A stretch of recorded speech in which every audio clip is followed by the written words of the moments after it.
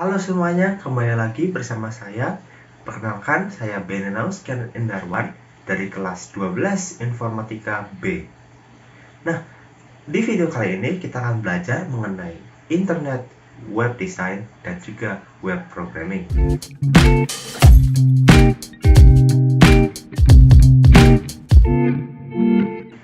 Nah, sebelum kita masuk, tentunya dalam kehidupan sehari-hari kita sudah mengenal apa yang disebut dengan internet dan juga web. Bahkan web itu bisa dibilang menjadi suatu hal yang penting dalam kita beraktivitas, baik bersekolah, bekerja, maupun di aktivitas-aktivitas lain. Jadi web ini menjadi hal yang sangat membantu bagi kita tentunya. Nah, apa sih manfaat-manfaat yang bisa kita rasakan dalam web itu? Contohnya, kita bisa mengorganisir tugas dengan lebih baik, kemudian bisa memudahkan untuk mencari informasi yang lebih beragam, lebih luas. Kita juga bisa mencari jalan dengan aplikasi Maps dari satu tempat ke tempat yang lain tanpa perlu ribet. Dan masih banyak lagi manfaat yang bisa kita rasakan. Apa contoh-contoh website yang sering kita gunakan di kehidupan sehari-hari? Tentunya ada banyak ya. Salah satu yang paling banyak itu adalah website Google. Nah, ini bisa berupa Google Search, Google Classroom, Gmail, YouTube. Kemudian ada website-website seperti Wikipedia, website-website berita seperti Detik, Kompas, dan juga sekarang sudah mulai bermunculan website-website AI seperti ChatGPT, Copilot, Gemini, dan juga Perplexity AI. Sebelum kita masuk lebih lanjut ke dalam pembahasan kita, perlu diketahui apa perbedaan dari web statis dan juga web dinamis. Web statis adalah web yang tidak dapat diubah tampilannya. Jadi contohnya pada website-website seperti blog gitu. Jadi kita hanya melihat apa yang sudah disiapkan oleh orang yang menulis web tersebut. Web statis itu terdiri hanya dari halaman-halaman yang sudah dibuat dan tidak bisa ditambahkan lagi secara otomatis. Beda dengan web dinamis. Web dinamis memiliki isi konten yang dapat diperbarui secara keinginan user. Jadi, biasanya web ini memiliki sistem database dan juga user bisa mengklik bagian-bagian tertentu dan mengubah tampilan website sesuai dengan apa yang ingin mereka lihat. Nah, itu perbedaan pentingnya antara web statis dan juga web dinamis. Nah, kemudian kita masuk ke dalam pembahasan inti dari video ini, yaitu web design dan web programming. Pertama-tama adalah web design. Apa itu web design? Jadi, web design adalah tampilan suatu website yang bisa dilihat oleh user dan juga user itu bisa mengklik atau berinteraksi dengan tampilan website tersebut. Dalam web design ada beberapa hal yang harus diperhatikan, seperti penampilan, layout, dan juga konten-konten yang akan ditampilkan. Tapi, mengapa sih perlu ada web design? Mengapa web itu harus didesain sedemikian rupa? Bayangkan begini, bayangkan jika tidak ada arsitek. Semua bangunan pastinya akan terlihat sama dan membosankan. Tugas dari seorang arsitek adalah untuk mendesain bangunan-bangunan tersebut agar memiliki suatu tampilan yang unik. Jadi, setiap bangunan akan terlihat bagus. Nah, sama seperti web design.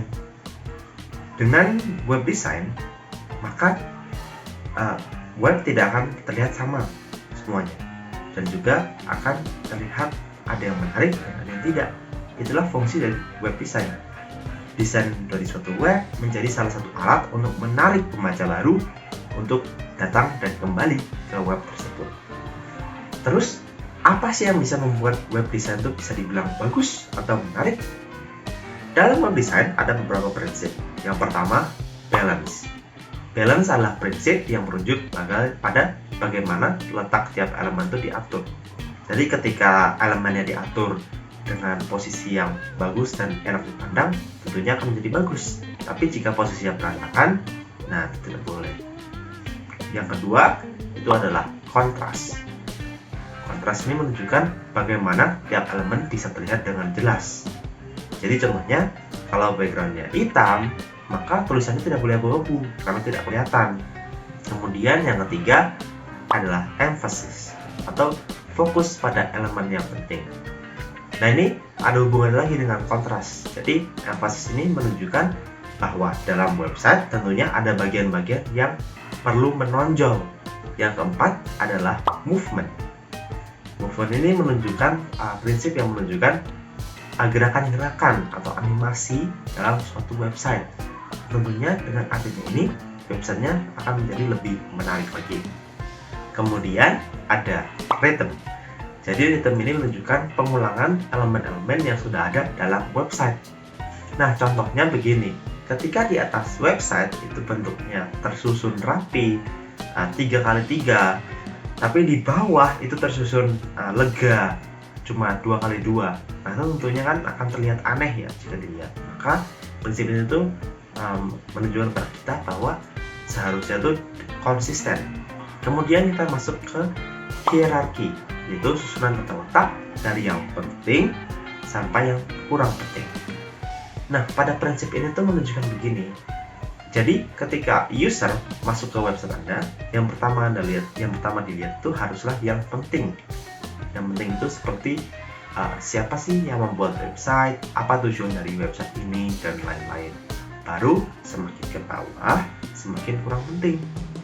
Jadi, informasi yang penting bisa langsung dilihat, mudah dicari. Kemudian, prinsip yang berikutnya adalah white space atau ruang kosong yang disengaja. Jadi, contohnya ini tuh ketika website ini sudah diisi dengan banyak teks, banyak elemen, banyak foto, dan lain-lain, harusnya disisakan sedikit, ada ruang kosong. Jadi, seperti ada nafas, ada ruangan untuk user tuh bisa istirahat sebentar.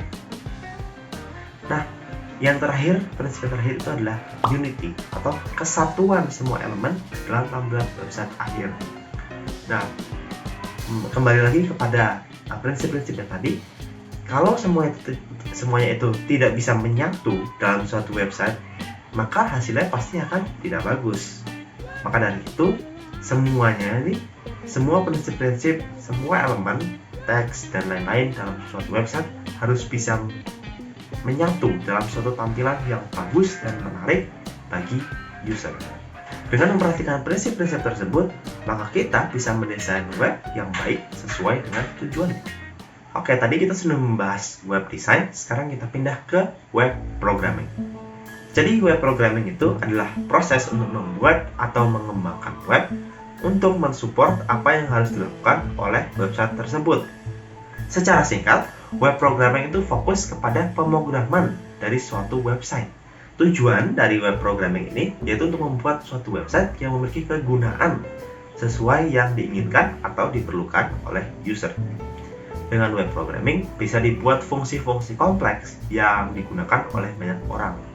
Hal-hal seperti database, streaming, dan lain-lain yang dilakukan oleh web dinamis contohnya bisa dilakukan karena adanya web programming. Karena merupakan pemrograman, maka dibutuhkan apa yang disebut dengan bahasa pemrograman. Dalam web ada beberapa bahasa yang biasanya dipakai. Contohnya seperti HTML, Hypertext Markup Language, CSS, Cascading Style Sheet, JavaScript, PHP, Ruby, dan masih banyak lagi. Yang sering digunakan adalah PHP dan juga HTML. Untuk bahasa HTML sendiri bisa digabung dengan CSS untuk formatnya dan juga JavaScript untuk fungsi-fungsi tambahan. Jadi tambahan CSS dan JavaScript ke HTML ini bisa membuat tampilan semakin lebih bagus dan juga kegunaannya atau fungsinya semakin lebih bagus juga. Kesimpulannya, web design adalah proses mendesain tampilan website. Proses ini mencakup apa yang dilihat oleh user. Sedangkan web programming adalah proses membuat website menggunakan bahasa pemrograman. Proses ini berupa coding dengan bahasa pemrograman khusus web. Sekian pembahasan mengenai web design dan juga web programming. Jika ada pertanyaan, boleh ditanyakan di kolom komentar di bawah. Sekian dan terima kasih.